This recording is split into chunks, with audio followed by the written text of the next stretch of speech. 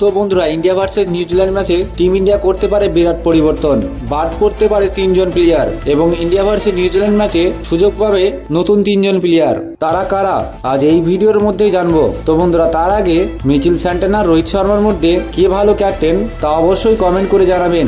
ইন্ডিয়াকে খেলতে হবে পরবর্তী ম্যাচ 2 নভেম্বর দুবাইয়ে। এই ম্যাচটি ভারত ও নিউজিল্যান্ডের জন্য ততটা ইম্পর্টেন্ট ম্যাচ নয়। টিম ইন্ডিয়া যদি এই ম্যাচটি হেরেও যায় তবুও সেমিফাইনালে কোয়ালিফাই করবে। বলা যেতে পারে ভারতের কাছে এটি একটি প্র্যাকটিস ম্যাচ। তবুও ভারত চাইবে পয়েন্ট টেবিলে টপে থাকতে। পরবর্তী ম্যাচটা ভারতের কাছে ইম্পর্টেন্ট না থাকার জন্য ভারতীয় টিমে হতে পারে বিরাট পরিবর্তন।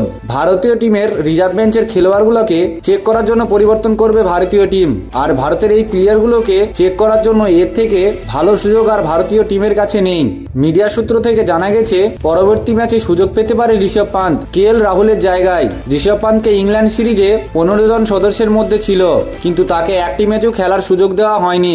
চ্যাম্পিয়ন ট্রফি প্রথম 2টি ম্যাচে KL রাহুলকে খেলানো হয়েছে। এবার নেক্সট ম্যাচে সুযোগ পেতে পারে ঋষভ পান্ত।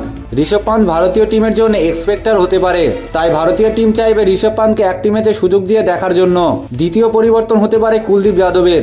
কুলদীপ যাদব পাকিস্তানের বিপক্ষে অসাধারণ বোলিং করেছেন এবং তিনি 3 উইকেট নিয়েছিলেন তার স্পেলে। পরবর্তী ম্যাচে কুলদীপ যাদবকে রেস্ট দিয়ে খেলাতে পারে ওয়াশিংটন সুন্দরকে। ওয়াশিংটন সুন্দর বোলিং ও ব্যাটিং দুটোই করতে পারে, তাই ভারতীয় টিম চাইবে সেমিফাইনালের আগে ভারতীয় টিমকে আরো বেশি মজবুত করতে ওয়াশিংটন সুন্দরকে দেখে নিতে পারে। তৃতীয় পরিবর্তন হতে পারে হর্ষিত রানা। প্রত্যেকটি ম্যাচে শামির সঙ্গে অসাধারণ বোলিং দেখিয়েছে, হয়তো তাকে এই ম্যাচে রেস্ট দিতে পারে এবং তার পরিবর্তে আর্শদীপ সিংকে একটি ম্যাচে সুযোগ দিয়ে দেখতে পারে ভারতীয় টিম। আর্শদীপ সিং টি20তে ভারতীয় টিমের একজন অসাধারণ বোলার। তো বন্ধুরা, ভারতীয় টিম নিয়ে আপনার কি মতামত কমেন্ট করে জানাবেন।